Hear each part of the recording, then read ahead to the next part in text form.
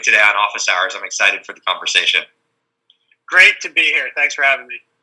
So, Russ, let's start with just a high level of your career path. Tell us, as you were coming out of college and entering the business world, where did your career start, and give us the high level as it brings us to current, and then we'll dive in more deeply to specifics.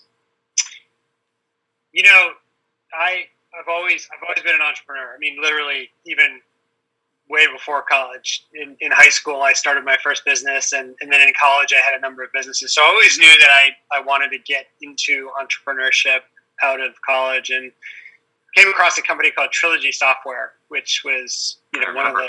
You remember Trilogy in Austin? For sure. Yeah, I mean, you and I think, are similar age, and for those in that era, that was the bomb. Coming out of college, going to Trilogy, going to Austin, was this crazy cool company. I mean, you were there. Go ahead, tell us more about it.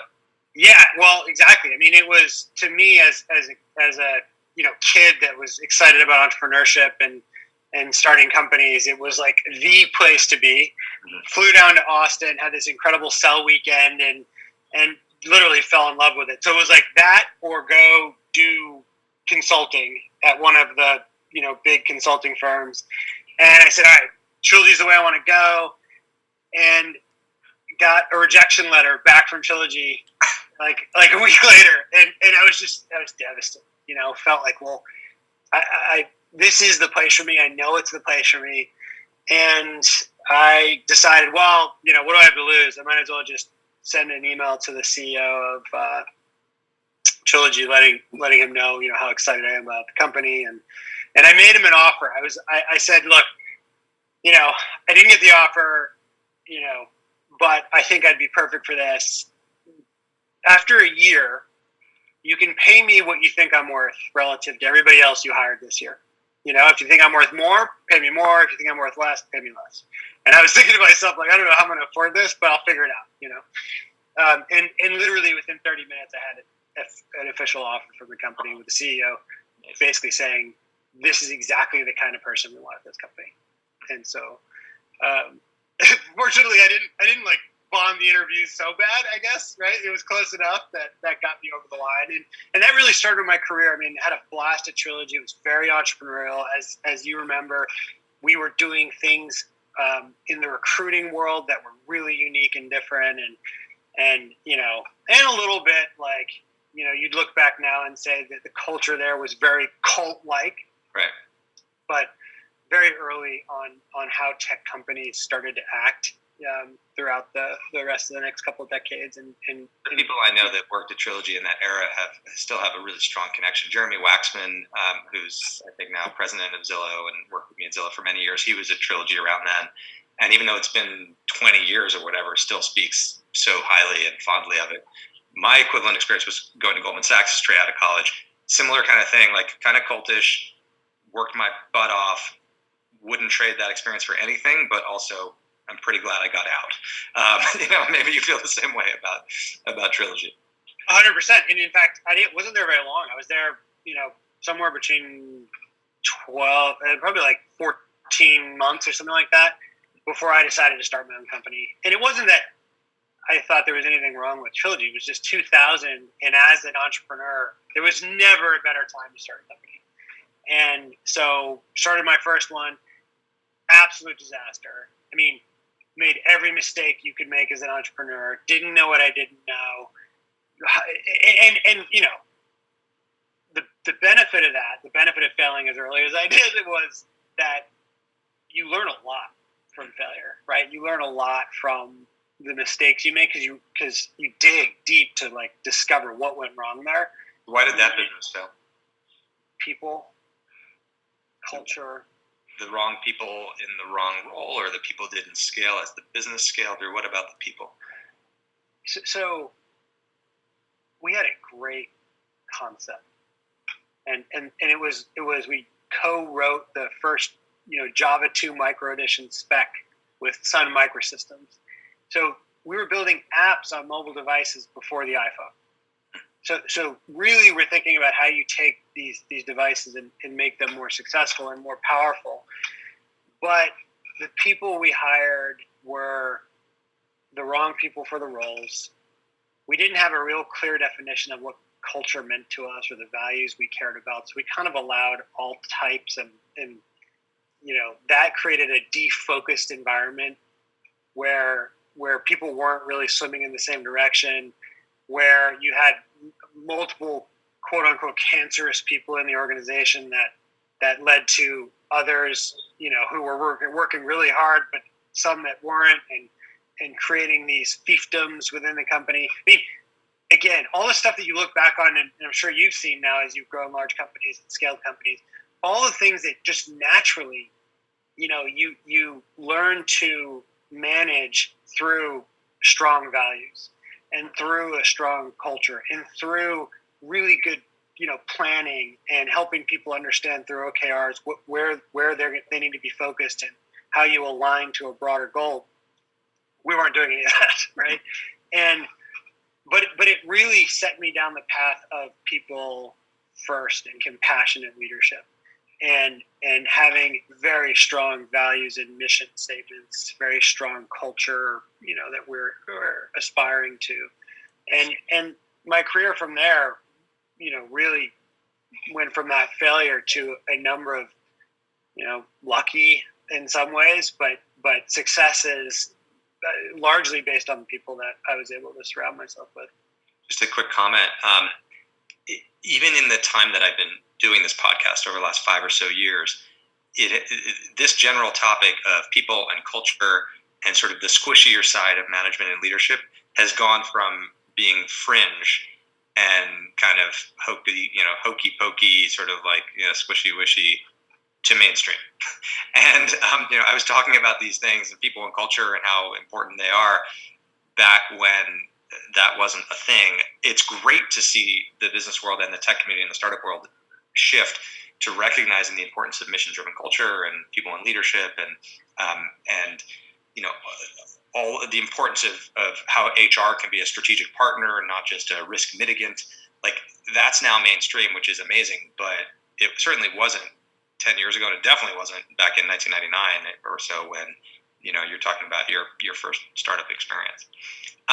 So you sold the business to LinkedIn. I was model, and then you helped run product there. Tell us about that experience, particularly with a lens to their people and culture, because I always admired that company so greatly prior to its sale to Microsoft and when it was an independent startup. And I felt that the people and culture and mission-driven environment there was really inspiring. And it's something that when I was running Zillow, I tried to model by looking closely at LinkedIn. What was it like from your perspective? Incredible organization. And I mean, so when I founded Bizzo, and again, founded it out of some of these, with some of these core principles that I learned from the failure, the earlier failure, was that, the first thing I wrote down was, what are the core values we care about in Bizzo, and what are the type of people that we want to bring into the company. As we were getting into some of these acquisitive conversations, there was another large software company that was interested in purchasing us. It was clear to me that the culture fit was such an important part of making this next step successful. And so I'm having the conversation with the software company. They're putting big numbers on the table. They're bringing me to basketball games and kind of wining and dining, the whole deal that you dream about as an entrepreneur. And I'm thinking to myself, how am I ever gonna sell this to my employees, right? This team that I built this incredible culture around. And having had a partnership with LinkedIn and really having seen the culture fit and how focused they were on building the right kind of environment, I reached out to Jeff and said, hey, we're having some conversations. If there were ever a time, now is it to think about what a strategic, partnership could look like, or a more strategic partnership. And that led to, 6 months later, them acquiring us. And back to your question, what I learned from that was next level in terms of how you take these concepts of, values and culture and compassionate leadership and scale it up. one of the things that was so impressive to me about LinkedIn was how specific they were about these items, right? The vision, the values that they created. It would, you can talk about these things, and at Bizzo we had really well defined values, but we didn't do as good a job staying specific through, our target audiences and the value propositions to those audiences and the strategies and the priorities against those strategies, and then the cultural definition. So they really got down to specifics, and you saw it. Every office you'd go to around the world, LinkedIn had, probably a dozen offices or 16 offices around the world. You felt it. It had a similar vibe. It had similar people. It had a similar approach to how you solve problems. And that is what, I think I took away most from LinkedIn is just how specifics lead to consistency, which leads to, the ability to scale a culture like this. So, longtime listeners will know that I'm a Jeff Weiner fanboy. And, we're friendly. We're not, we don't talk frequently, but we're friends and colleagues and peers. But I stalked him basically as a peer CEO. Like every public statement he made, every earnings call he did, every public video he gave, I listened to every podcast he did. And when I was running Zillow, I modeled my behavior and the culture at Zillow after what he was doing at LinkedIn. And things like personas that we had and core values, and tying core values to compensation, and making sure that we were building a reward structure based on how employees abided by the core values, and bringing them into our interview loops, et cetera. Like a lot of those ideas came from tactics that they had implemented at LinkedIn. So I never worked there, but I feel like I did because I studied it so closely from afar. And sometimes when people ask me, who are some of your mentors? I use Jeff as an example because even though we never worked together, and by any normal conventional definition of mentorship, he's not a mentor of mine. But I kind of hacked him as a mentor by just sort of stalking him and his company closely enough that I think of them as a peer company, a model company, and of him as a mentor. So anyway, lucky you for having learned at the right hand of the master, from my perspective. Why did you end up leaving LinkedIn, and what came next? Well, to your point, I think again, I'm grateful for a lot of things in my career, but the fact that Jeff was not only an incredible leader to learn from, but has become a mentor and a close friend is one of the things I'm most grateful for in that experience. And just watching at both either from the outside or the inside, how he handled difficult situations, how he handled some of the challenges of the organization. You can learn an immense amount from that. And I had a 2-year deal with LinkedIn, and I actually wrote an article when I left LinkedIn about culture and about why this acquisition worked, because it was a challenge at the beginning. First 6 months were hard, but to Jeff's credit, to the credit of the culture fit that we had when we came together, we were able to pivot on some of our initial strategies and made it very successful. I had a 2-year deal. I agreed to stay for another year because of the Microsoft acquisition and, help land that. And I was loving it. I was enjoying myself. I was learning a lot. But at some point, I decided, my first child was born around 6 months after I founded Bizzo, the company that I sold LinkedIn. So I have 3 girls. The third one was born literally a week before I closed the acquisition with LinkedIn. And then I had 3 years of sort of intense work at LinkedIn. So that 9-year period, I had been all in, and I was ready to be dad. I was ready to take a step back and just focus on the family, focus on the girls. Didn't know what I wanted to do next. Assumed I'd eventually get back in entrepreneurship, but just was ready to be dad. And that's what I did. I spent 15 months cooking dinner and picking up kids from school and dropping them off and reading them books and had a blast just getting to know them better.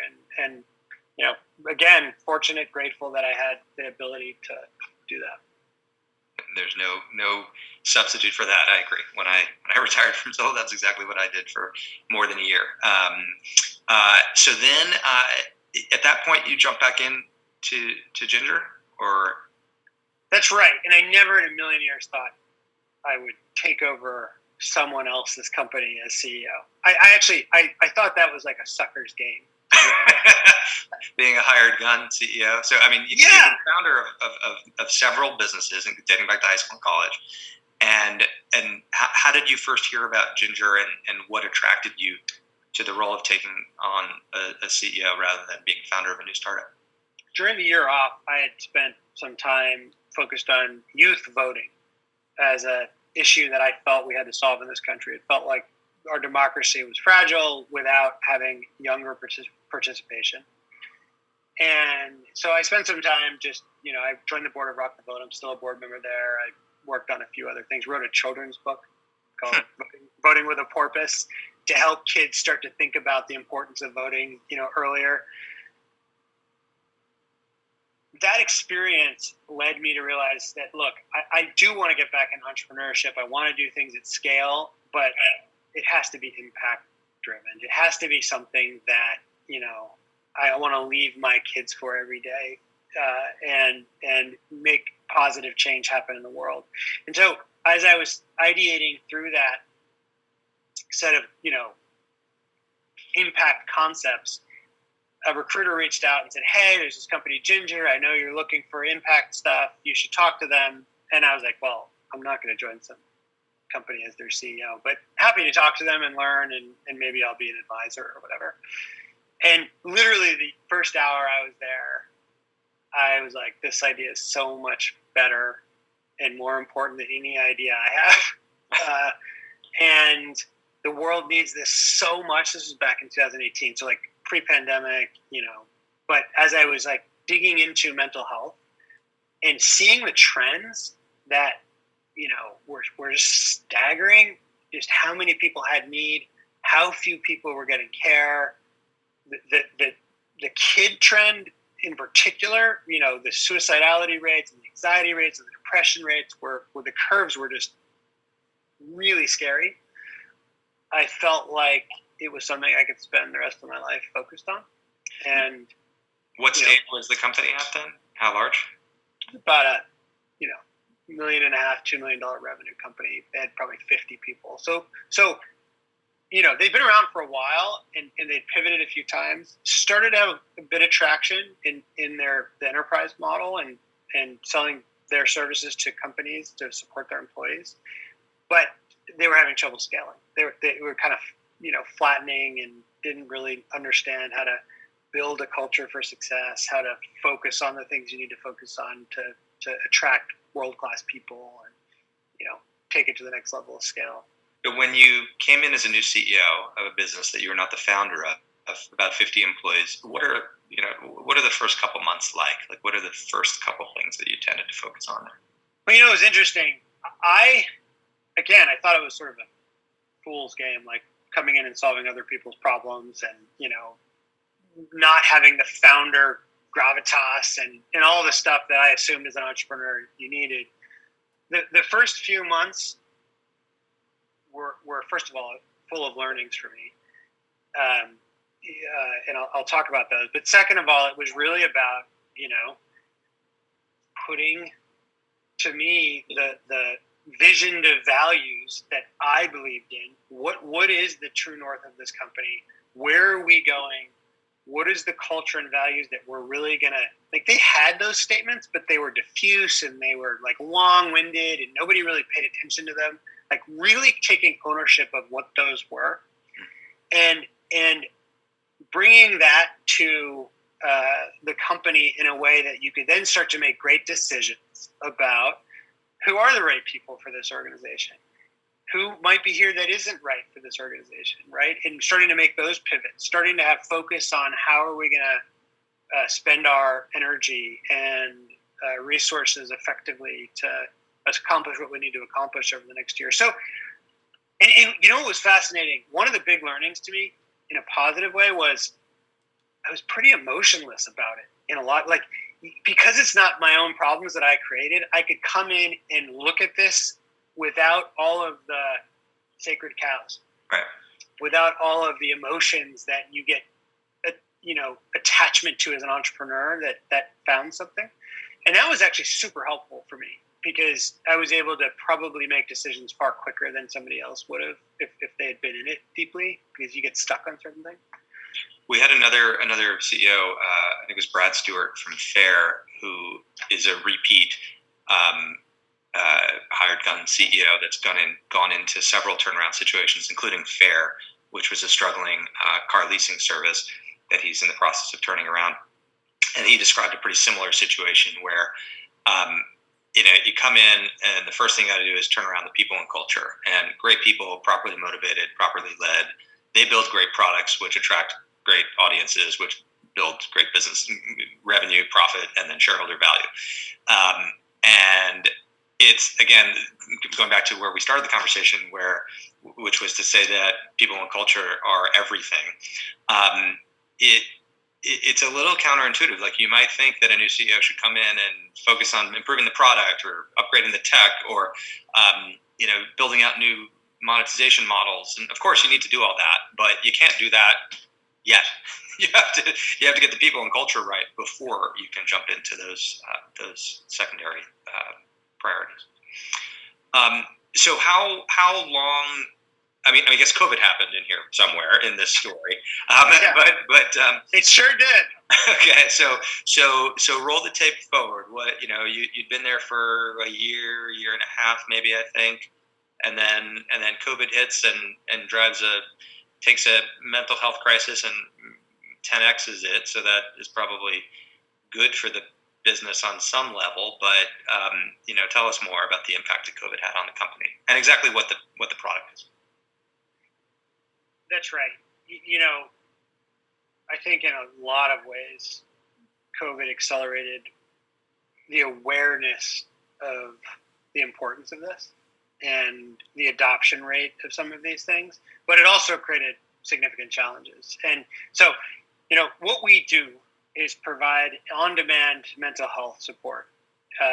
24/7 real-time text-based coaching, video-based therapy, video-based psychiatry and medication management, all delivered as a app with collaborative care kind of built into the system. So that, as an employee, we were selling largely to enterprises and more recently health plans. As an employee, as a member of a health plan, you have support whenever you need it, which is very different than the way the healthcare system works today. Huge supply-demand imbalance, very difficult for anybody who's ever tried to find a therapist, to find somebody to even pick up the phone, let alone, is high quality and a good fit for what your needs are and available for you. And so we're really trying to disrupt that and solve this supply-demand imbalance through a combination of different levels of service, technology, automation, self-care, and again, real-time support. So I joined in mid-2018. By kind of, late 2019, the company was starting to really hum. We were starting to close, some of our larger deals. We had more than tripled our revenue during that year-long period, heading into, 2020, where we, first saw it tripling again. So really started to get it cranking. And then, of course, COVID hits. And there were incredible positive impacts to that. One being people's willingness to adopt telehealth went through the roof because they had no choice, right? They couldn't see the provider that was prior in person. And we also saw companies saying, we've got to do something because, people are really struggling during this period and our health plans and our EAPs aren't working. So that was all very positive. On the other side of that, predictability went out the window in terms of, a third of our companies were worried about going out of business, right? a third were kind of business as usual, and then let's say a third were accelerated. But predictability, the ability for us to forecast, it was impossible, right? And so, do any cuts of your own company during COVID? No, we didn't do any cuts because we assumed this was going to largely be positive. But we actually had the other problem. We underestimated just how fast the demand was going to increase in a few different ways. In particular, we expected our need for coaches to go up, and so we ramped that quickly, but we didn't expect acuity to go up as fast as it did. So if before, 10% of our members needed to see a therapist or a psychiatrist, it doubled. And it's still at almost a double level. So now it's more like 20% of people need to see a higher level of care than the coach. Suicidality rates almost doubled, right? So people who were contemplating suicide almost doubled during this period, and it stayed pretty much at that higher level. So you're just seeing a much more acute population. Those presenting with, the numbers, Spencer, are just staggering. Those presenting with clinical levels of anxiety or depression right now are roughly 40% of the population. Gee, it was about 20% prior to the pandemic. These are very hard times. It's a perfect storm of mental health need between, the loneliness, the isolation, the uncertainty, the financial pressures, worries about getting sick or family members getting sick. Kids being are they getting the education they need? All of this stuff is causing, a very difficult period of time for mental health. What is your take on social media's role in this mental health crisis? It's a factor. We see it in particular in the younger populations where they've grown up with this dopamine hit through social media, and their brain has actually developed to need these dopamine hits. They don't get the sleep they used to get because of these devices. So they're using them later. The blue light affects their sleep. They're using them into the night. They're not getting the recovery they need. They have the dopamine hits from social media that are algorithmically driven to keep them hitting, right? All of that has led to part of this problem for the younger populations. It's not the whole thing. Climate change is a huge factor. The notion that we're going into a period of continued warming, we know that it's going to happen over the next 30, 40 years, no matter what we do, that is affecting kids. The political discourse is affecting our kids. So, all of these things play a factor, but social media is a big one for sure. It's one of the reasons Headspace actually just announced we're giving our product away for free for 13 to 18-year-olds, because we think they need to start developing mindfulness practices earlier and building resilience and routines that can last throughout their life to help manage some of the pressures that are coming. Yeah. So you mentioned your kids. So I also have three kids, and my oldest, my 16-year-old, during COVID was experiencing all the same challenges that you're referring to, the stress and isolation, and social media was making it worse. And her social feeds, especially during COVID, were a nonstop stream of problems of climate change and social justice issues and vaccines and election hacking and blue state, red state. And it was cacophonous and exhausting. And she and I actually started a company to address this called Recon Food, which is a food social network. And she and I workshop this together, and we're cooking a lot during COVID. It was a release. It was a way for us to reconnect. And so Recon is to reconnect over a shared love of food, and think of like Instagram but for food. And the idea is that it's like it just has nothing political about it. There's nothing, there's no algorithms that are sending you down weird rabbit holes on vaccine mandates or whatever else. It's just pretty pictures of food and a way for you to share home cooking and restaurant food with others in your social network. And when I use it, I feel totally differently than when I use regular social media. I don't feel like a worse person. I feel like a better person. And it came from the mind of a teenager that was living, breathing social media. Anyway, so I've just, as a parent and as a founder, I've been living, experiencing this firsthand. So tell us more about the merger between Ginger and Headspace. How did that come about? What are you hoping to achieve from it? What's the status of it?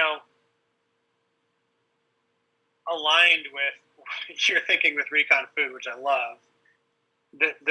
What we recognized here was just this massive global need. And, Ginger, we had grown 1,000% in the last couple of years, but recognized that the need was so huge. The moment in time to think about how do we really accelerate growth, again, would never be more the right time, more the appropriate time to think about this. And so we started to think about, okay, if there were a strategic partner that allowed us to reach more people more quickly, that allowed us to think more about preventative care, so keep people from having to enter the system, but then when they do enter the system, give them solutions to help them solve it, who would that partner be? And we did we looked at probably 25 or 30 different companies out there that had some degree of scale, that had some degree of brand value and recognition that we thought could be an interesting fit. And Headspace rose to the top. And, we had some conversations, actually back to Jeff Weiner. Jeff had been an early investor in Headspace. In fact, that first 6-month period, when I joined LinkedIn, sold my company to LinkedIn, I was an entrepreneur that was now running a product group at LinkedIn. I was kind of miserable. And I had a new baby, the whole deal, right? And Jeff brought in Andy Puddicombe, one of the founders of Headspace, and said, hey, this is a new investment. I've become, somebody who's really taken to mindfulness, and it's been very effective to me. And I heard Andy talk, and I was like, all right, I'm going to try it. I downloaded it at the event, and that began probably an 18-month, meditation streak. Almost every day I was meditating. And you hadn't done it before? It wasn't something that was part of your life previously? No, not at all. Not at all. I mean, I had done a few meditations before, right, but it wasn't something that ever, stuck or became something that was part of my life. It was literally game-changing for me. And it allowed me to have a completely different perspective about work. It affected my marriage in very positive ways. My wife is now also a daily meditator. And I still remember the moment when the meditation sort of clicked, like the mindfulness clicked for me. And it wasn't during a meditation. It was at a meeting like 3 weeks later after I'd been doing it for maybe a couple weeks. And something that would have frustrated me before, that would have angered me, that would have, set me off in some way, it just kind of, I noted it, and it kind of rolled off my back, right? I just noted that I'm frustrated, but, it's okay to be frustrated. And habit, yeah. So I mean, that habit, I haven't done as much meditation as you, but when I've done it, it's the kind of acknowledge what your situation and then sort of set it aside. Like there was this one meditation trick or hack or whatever that I once had in a Headspace class was like whatever you're thinking about, imagine it's like in a ball and now you're holding that ball and you're sort of shaping that ball and now just sort of shove it over to the side and now it's over there and you kind of know it's there and that's okay, it can stay there, but now come back to what's right in front of you. That's right. And so instead of that leading to anxiety and leading to stress and leading to the stress response, you put it aside. Mm-hmm. And this habit literally changed my life. And I'm sure there are other examples of things that 5 to 10 minutes a day can have such a staggering impact. But like the return on effort of building a mindfulness practice, from stress reduction, depression reduction, even, studies have proven that because it's changing pathways in your brain, it's literally creating connections that didn't exist before. It reduces the chances of getting dementia later in life. Like, it reduces heart disease potential. It reduces diabetes potential. The return on effort is, I don't know, maybe like brushing your teeth is up there too, right? But like, right. It is a staggering value compared to how hard it is to do. Right. And when we looked at that and thought, like, if Ginger can solve the supply-demand imbalance of delivering care, and you can create an end-to-end platform with upstream, people are taking care of themselves through these routine changes, you literally could change the world this way and really affect far more people far more quickly by bringing these two things together. Once we realized that the culture fit was there and the values fit was there, it became kind of a no-brainer. And then we, figured out how to get the deal done. And before we run out of time, I feel like you're uniquely situated from having sold the company to LinkedIn and then stayed at the acquiring company and helped join those two cultures together and find the best of both. And obviously LinkedIn was a much bigger company when they bought yours. But in this case, how are you bringing these two companies and cultures together, especially in a remote environment where people aren't physically in offices together? What has that been like, and how has that complicated things? It's hard. So much of when you bring two companies together, no matter what you do, no matter how great the missions are and how great the culture fit is, there is going to be a feeling of, haves and have-nots. There's going to be a feeling of, why are we taking that way of doing it instead of our way of doing it? And you have to resolve those things. There's no way to do it without resolving those things. And so a lot of what you need is people to come together and build trust and build connectivity and see each other as people first and then start to solve problems. That becomes super hard in a pandemic. And that's been a learning for us. We decided, look, we're going to go into this and we are going to make as few decisions as possible as we learn. And then we'll decide how to do the integrations and assume that we're going to learn over time. And one of the things that we missed on is like forcing people to get together in person in the early days of the merger, right? And we're still early days. It's like 8 weeks since close. So, but like, the minute we started to get people together, we saw connectivity starting to happen in a different way. And we saw the trust starting to be built. And we're still iterating through some of the things that we just didn't expect or learn. And we're I would call it in the middle of the messy middle right now and bringing these organizations together. But because the culture and values fit is so strong, because the mission alignment is so strong, I have, extreme confidence and excitement for what we're going to be able to do. But it's hard. I don't recommend anybody try to bring two companies together that don't have really, really good culture fits in the middle of a pandemic. Yeah. The little decisions become big decisions, like what email addresses do people keep using? Whose Slack gets, integrated into whose, what's in your email signature as the CEO? What's the composition of the board? How do you merge these compensation practices or personas or core values or a mission statement? When we brought Zillow and Trillia together, we dealt with all of that stuff. Being in person helped a lot. The fact that we had been competing businesses hurt a lot. it made it a lot harder because there was just a lot of rivalry between the two companies. At least in the case of Headspace, they're very complementary and they never competed when they were independent. So that's, you got that going for you, but you also have this pandemic, which is complicating.